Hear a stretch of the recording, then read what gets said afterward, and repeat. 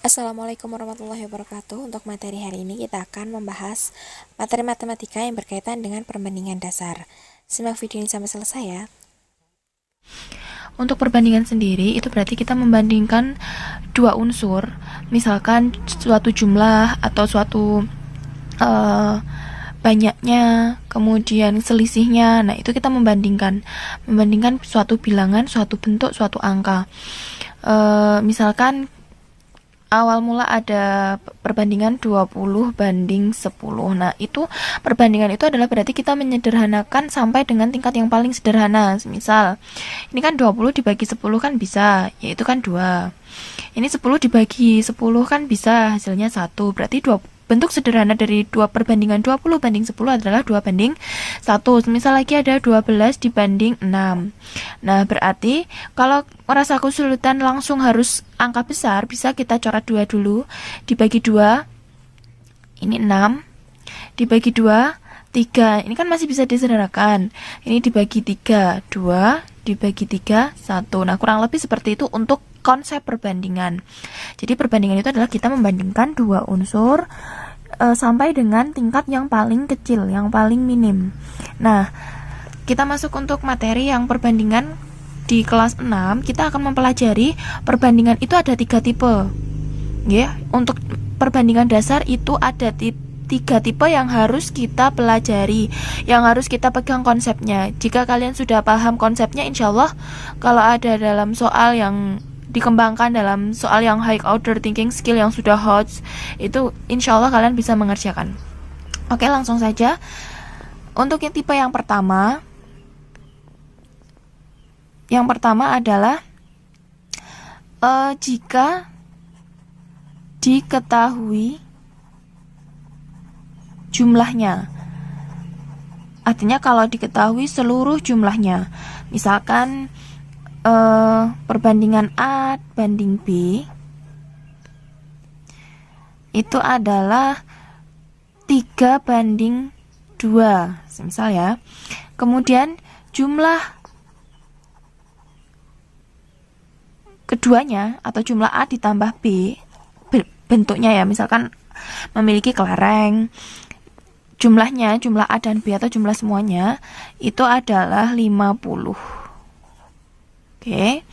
Nah, sekarang yang ditanyakan, berapa toh miliknya si A? A itu berapa? Si B juga berapa? Ini kan cuma diketahui perbandingannya, belum diketahui jumlahnya. Nah, untuk mengerjakan seperti ini, perhatikan caranya.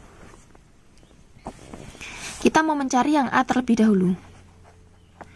Kalau mau mencari A, berarti yang menjadi pembilang di sini itu adalah yang A. Berarti angka 3. Nah, di sini ada triknya. Jika diketahui jumlahnya, maka perbandingan dijumlahkan.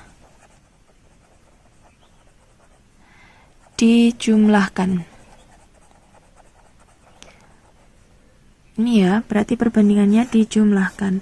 Berarti kalau konteksnya di sini, berapa yang dijumlahkan? Perbandingannya kan ada banding B, 3 banding 2. Berarti kalau konteksnya di sini berarti 3 banding 2. Itu kita jumlahkan menjadi 5. Nah, sekarang kita masukkan ke sini. 3 kan miliknya si A, kita kan mau mencari yang A dulu. Nah, pernya ini per 5 karena dijumlahkan tadi, terus dikali jumlahnya, jumlah seluruhnya ini dikali 50. Ini bagi 5, 10, bagi 5, 1. 3 dikali 10 hasilnya 30. Ini miliknya si A. Kemudian untuk mencari miliknya si B, milik B tadi berapa? 2 kan? 2 per ini ditambah ini 5 dikali 50. Coret-coret, ini 10, 2 dikali 10 hasilnya 20. Ingat, coba kalau kita cek, ini kan 0. 3 tambah 2, 5. Kembalikan ke angka yang ini. Berarti jawaban dari miliknya si A dan miliknya si B, A itu 30, B 20. Sehingga kalau dijumlahkan total adalah 50. Kita lanjutkan untuk yang tipe kedua. Oke, kita lanjutkan untuk tipe yang kedua. Jika diketahui selisihnya. Ya, kata kuncinya yang diketahui itu selisihnya. Kalau diketahui selisihnya berarti nanti untuk penyebutnya atau yang bagian bawah, perbandingannya itu dikurangi. Nah, kita contohkan di sini A banding B itu 5 banding 7. Ada selisihnya 12. Berapa nilai A dan nilai B? Kita mau mencari nilai A. A sama dengan, ingat, milik A itu kan ini. Berarti berapa? 5 sebagai pembilang. Penyebutnya berapa? Tengok ke sini. Perbandingannya dikurangi. Berarti 7 dikurangi 5 hasilnya 2. Dikali selisihnya yaitu 12. Kalau kalian perhatikan, kalau yang ini tadi diketahui jumlahnya, berarti kita menjumlahkan perbandingannya 3 tambah 2, ya kan? Tengoknya di sini. Tapi kalau yang kedua, tipe yang kedua itu diketahui selisihnya. Ini kan diketahui jumlahnya, jumlah seluruhnya. Nah, ini diketahui selisihnya. Nah, diketahui selisihnya itu berarti kita mengurangi sebagai untuk pembilangnya tetap, yaitu apa? Angka yang diminta atau perbandingan yang diminta, semisal milik A atau milik si B atau milik si C dan seterusnya.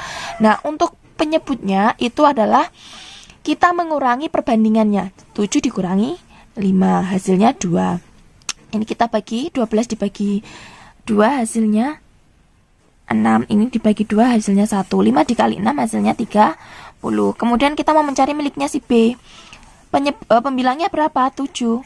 Penyebutnya 7 dikurangi 5, 2 dikali 12. 12 itu apa? Selisihnya ini tadi dari soalnya. Ini dibagi ini hasilnya 1, ini 2. 7 dikali 2 hasilnya 14. Oh sorry, ini 6. 7 dikali 6 hasilnya 42. Nah, kalau kita cek selisih antara 42 dikurangi 30 itu berapa? 2, ini 1. Kembali lagi kan, ini sama, selisihnya 12. Kalau diketahui jumlahnya ya berarti tinggal kita jumlahkan 72. Tapi karena ini ditanyakan selisih ya berarti miliknya si A ini 30, miliknya si B ini 42. Oke, kita lanjut untuk yang tipe ketiga. Kita lanjutkan untuk yang tipe ketiga. Kalau tipe yang ketiga itu adalah jika diketahui salah satunya.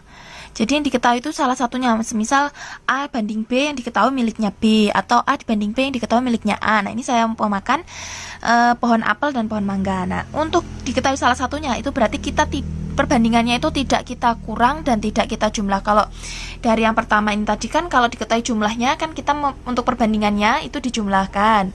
Kemudian untuk yang diketahui selisihnya itu kan berarti perbandingannya itu dikurangi. Kalau diketahui selisihnya ya. Nah, untuk yang ketiga, untuk yang diketahui itu salah satunya berarti kita tidak menjumlah, tidak mengurangi. Lalu bagaimana? Ya tetap kita biarkan yang menjadi pembilang itu berarti yang bagian yang diminta, penyebutnya bagian yang satunya. Contohnya di sini pohon apel dan pohon mangga itu berbanding 4 banding 2. Jadi pohon apel itu perbandingannya 4, pohon mangga perbandingannya 2, 4 banding 2. Sebenarnya ini bisa disamakan ya menjadi 2 banding 1. Diketahui pohon apel itu 16. Nah, kalau diketahui pohon apel, berarti kan ini memenuhi unsur yang ini, salah satunya, diketahui salah satunya, maka jumlah keduanya. Nah, untuk mencari jumlah keduanya, kita harus mencari terlebih dahulu berapa toh miliknya si miliknya si mangga. Kalau punya apel kan tadi sudah diketahui. Nah, caranya bagaimana? Kita lihat dulu untuk mencari yang pohon mangga. Pohon mangga. Pohon mangga itu berarti berapa toh bagiannya? 2, ya kan? Kemudian per. Nah, kalau tadi kan kalau kita belajar yang tipe 1 dan tipe 2 itu dijumlahkan dan dikurangi. Nah, kalau khusus yang ketiga diketahui salah satunya, itu tidak kita jumlah, tidak kita kurang, melainkan ya apa adanya saja. Jadi, semisal ini 2, miliknya si apel itu berapa toh? Kan pembilangnya ini mangga, berarti mangga itu yang di atas, artinya pembilangnya sebagai pembilang. Nah, penyebutnya itu pohon si apel yang sudah diketahui ini tadi. Nah, berapa? 4 kan? Dikali 16. Kita sederhanakan. 16 dibagi 4 kan 4. 4 dibagi 4 kan 1. 2 dikali 4 kan hasilnya 8, ya kan? Nah, berarti kalau untuk mencari jumlah kedua pohon tersebut, ya berarti kita jumlahkan pohon apel ditambah pohon mangga. Sama dengan pohon apelnya 16, pohon mangganya 8, sama dengan berapa? 24 pohon. Nah, itu untuk unsur perbandingan ada 3, kalian pelajari, kalian pahami, kalau perlu kalian catat, terus aplikasikan di bagian soal-soal di tematik itu. Karena perbandingan itu pasti selalu keluar. Nah, soalnya ini baru yang sederhana, ini baru yang masih yang sangat standar sekali. Nah, gitu ya. Silakan ini dipahami, didengarkan, kemudian kalian catat di buku matematika kalian. Oke, jika masih ada kesulitan boleh bertanya. Misalkan belum paham atau terlalu cepat penjelasannya, boleh diulang, boleh di-repeat untuk mendengarkan penjelasan ini. Terima kasih, selamat pagi.